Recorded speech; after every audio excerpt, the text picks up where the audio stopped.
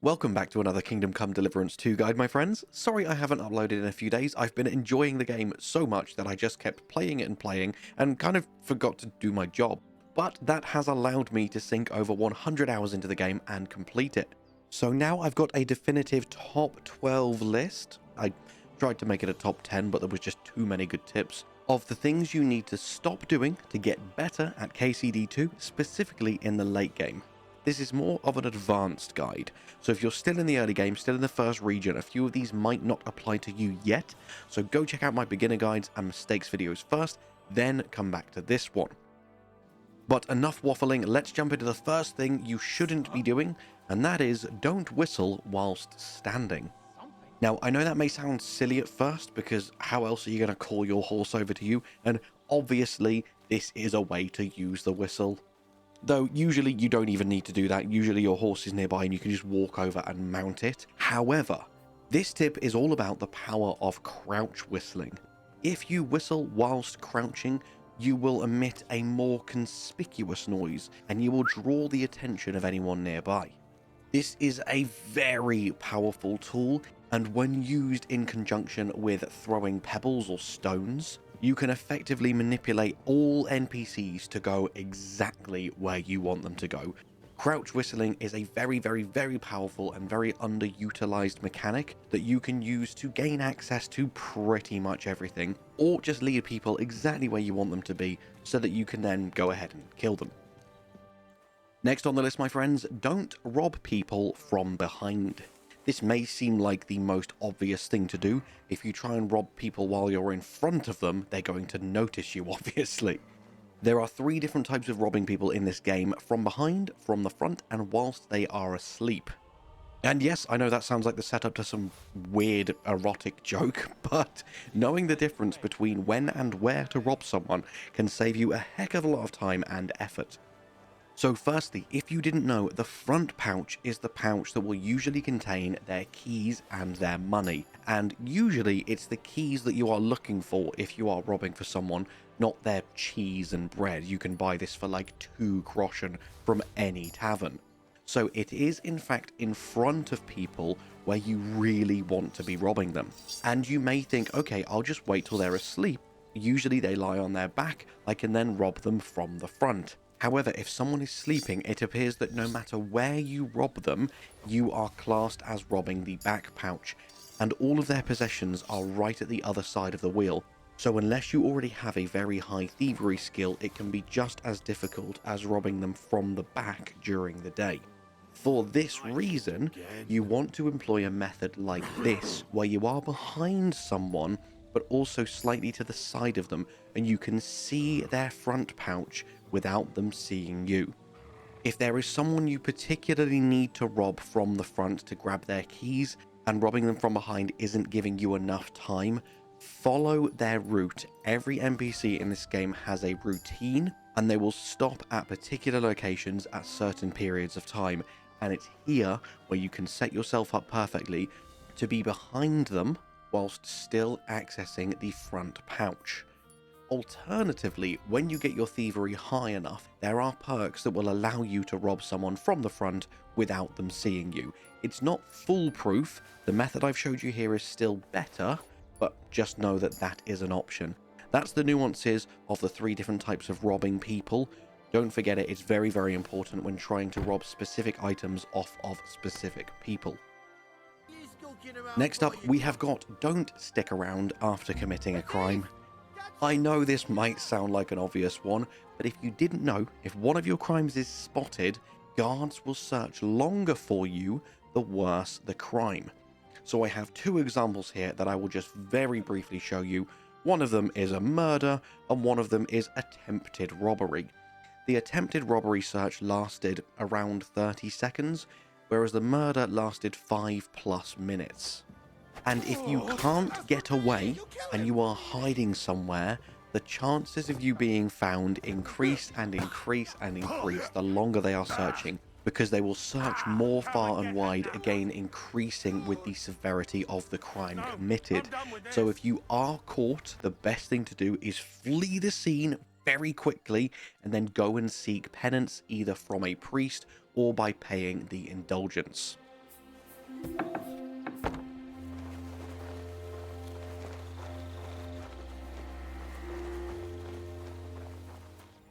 For the next tip, don't oversell and lose your money. Something that you will be shown every time you try and sell your goods to a vendor or merchant or trader or whoever, albeit in quite small text, is how much money they have. And vendors can and will run out of money quite often. And especially if you're not someone who haggles every single deal, it can be quite jarring to realize that you've just sold thousands and thousands of groschen worth of goods and received about 200 in return. The vendor will be very happy with you. In fact, doing this massively increases their relation if you didn't know, basically giving them free money. So there is some benefit to it. But if that wasn't your intention, do make sure you watch out for how much money vendors have. And especially later on in the game, when you are getting lots and lots of very expensive armor, it can be hard to find vendors to offload it all without them all running out of money. So I do actually have another fantastic tie-in tip for this later on in the video, somewhere you can go to offload all your goods. And there are many other amazing things you can do there as well, but I don't want to get ahead of myself. That is tip number 8, I believe. So we'll come back to that in a bit. For now, let's move on to the next thing you shouldn't be doing in Kingdom Come Deliverance 2. Wow. And that is staying sober. Don't stay sober, my friends. There are 2 states of drunkenness in this game, positive drunk and negative drunk. I believe they are genuinely the official terms. And in this state of positive drunkenness, there are lots and lots of drinking perks that will coincide with this and make you just straight up better at everything you do. There are perks that will improve your luck in dice when you are drunk, specifically allowing you to use your badge multiple times. There are drinking perks that will allow you to be more charming, to be quieter. There is many, many benefits to being in the positive drunkenness state in this game. And the best way to enhance these benefits is to keep drinking. That is the best way, and basically the only way to level your drinking stat, which you definitely want to do. So do not stay sober. Always have a couple of drinks at a time. I find the sweet spot is 1 mead and 1 beer.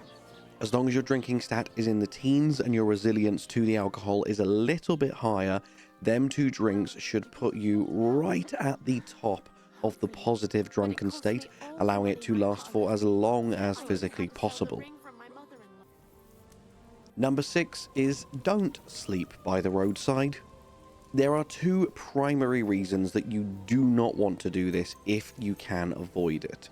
Firstly, and most obviously, is the lack of sleep quality. Without any perks at all, of which admittedly there are many, the sleep quality is around 20 to 30%, which means it's going to take you over 12 hours to get you back to 100% rested status, which is impossible to do because it will only let you sleep for 12 hours at a time. So it's very inefficient to sleep by the roadside. But also, there is a chance you are going to be robbed. If I open up the map here, you'll see where I have just slept isn't too near the road. So if you absolutely need to camp out in the wilderness somewhere, try and find a camp in the middle of a forest somewhere. If I carry on having a look around, as you'll see just here, there is a camp right by the road. Do not sleep here under any circumstances, because wandering bandits and wandering humans can and will come and try and rob you. So for these 2 reasons, my advice is always go and find a tavern and make sure you have purchased a long-term room so you can go and rest there even if it's the middle of the night and everyone's already asleep. Next up, we have got don't sharpen your weapons during the day. We have talked about the power of doing things at night before. There are many things you can do at night instead of just sleeping. You can read books, you can go and rob people, but another thing that's very efficient to do at night is sharpening your weapons. Because, as you can see in this short clip here, whilst I'm trying to sharpen my weapon during the day, the sun is making it very hard for me to see when my big yellow sparks are turning into white sparks. And if the sparks are white, if you're hitting that sweet spot, you are sharpening your weapon around 10 times faster. And you can easily get a weapon from 0 durability to 100% in less than a minute if you are hitting that white spark sweet spot quite frequently. And as you can see, it's much easier to do at night. It's very clear how much you are sharpening it and in what status of sharpening you are at. Tip number 8 is don't sleep on Kuttenberg. Do not forget to visit Kuttenberg early. This is a gigantic city that you will unlock very, very early on in the next region of the game. So once you finish the Wedding Crashers scenario, and once you finish the next portion at Trotsky Castle, you'll then be in a brand new region. And the main story won't take you to Kuttenberg for quite some time. But if you just head all the way to the southeast yourself, go and unlock the fast travel, go and get yourself a permanent room at the tavern. Here is the absolute dream for hoarders in KCD2. As I alluded to earlier, vendors quite frequently run out of money. However, that doesn't matter if there are 15 vendors to sell to. It is crazy how many merchants are in this town and how much money they have in comparison to the small little villages. There are no less than 5 armourers that have around 800 groschen each, along with cobblers and tailors and armorsmiths and weaponsmiths. As you can see, I've actually only explored a small portion of it so far in this footage. Go and explore the entire town. There are so many merchants, so much to do. It is heaven here. It's so good no matter what it is you want to do. So make sure you visit early, make sure you get a room, make sure you unlock the fast travel, and this city will make your life a hell of a lot easier for the second portion of the game. Next up, if you are someone who likes to take advantage of every single system in the game, and you especially like getting things for free, then you will be very familiar with birds' nests. Not only can you get eggs from birds' nests, but there are sometimes other valuables hidden in them as well. This is a great way of getting various free things in this game, but this tip in specific is don't waste your arrows on birds' nests. You can just throw pebbles at them. Just as you would to distract guards or lure away unsuspecting civilians, you can throw stones at birds' nests to take them down so that you can loot them without wasting any of your valuable arrows. As you can see, the aiming, the angle is a little bit finicky, but once you've done it a few times, it is very easy to nail this pretty much 100% of the time first try. A few nests that you find are a bit too high up in the air, and you will need to resort to the bow and arrow if you want to shoot down every single one, but realistically, you don't need to do that. For tip 10, don't throw away your spoiled herbs. As you will probably already know, if your herbs have 0 quality, you can dry them on a drying rack and it will put their quality back to 100%. In fact, it will actually remove the quality so they are now effectively usable forever. However, by drying your herbs and not using fresh herbs in your alchemy, it means you can't make the best quality potions. So the first thing you want to do is not use dried herbs for your alchemy recipes. But obviously the next problem you have is your herbs do eventually run down to 0 quality. So what I'm going to do now is pick some fresh herbs here and show you exactly what you need to do. And really, it's quite simple. As long as one of the ingredients you are using is not spoiled, then the whole recipe will count as the highest quality, obviously provided you do the steps correctly.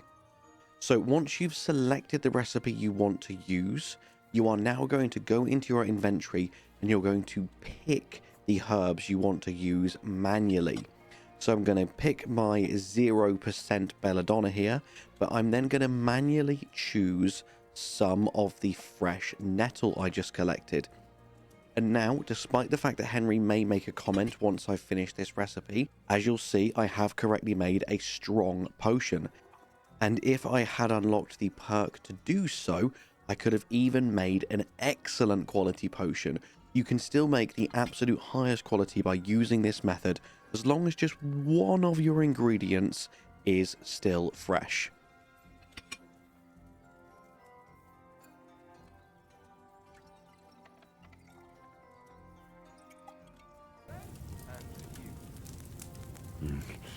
Next time I should use fresh herbs. Next up, my friends, don't neglect the power of beehives. If you happen upon any beehives, remember their locations and farm them for their honey every few days. It is free to do so, it isn't considered stealing, and it's a really nutritious food that most importantly doesn't spoil. Honey in this game is ridiculously powerful, and tracking down and remembering where some beehives are can be absolutely crucial to keeping your stomach full and staving off that food poisoning on longer adventures. And finally for this video, my friends, tip number 12, don't be too greedy when stealing.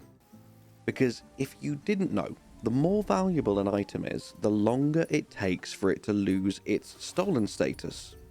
So you may think it's a fantastic idea to just steal your next armor set upgrade, but you're not going to be able to use it in the local vicinity or for quite some distance away from where you stole it until it loses that stolen status, because everyone's going to see you in it. And if you have stolen a really valuable armor set, that's going to take quite a while to go away. Obviously, there's a bunch of perks that can make stolen statuses be removed faster, like loads. Just look through all the various related trees and you'll see what I mean. But still, if you're stealing armor worth thousands and thousands, it will be considered stolen for quite some time. So trust me, if you've been following all my other tips videos, by the time you do get to Kuttenberg, you'll probably have 15 to 20,000 groschen, and you can just buy yourself a new armor set. That's probably the better thing to do, because this way you can actually wear it now rather than in a week.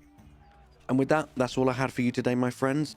So all that's left for me to say is thank you so much for watching. I hope you have an amazing day, and I'll see you in the next one. Bye bye.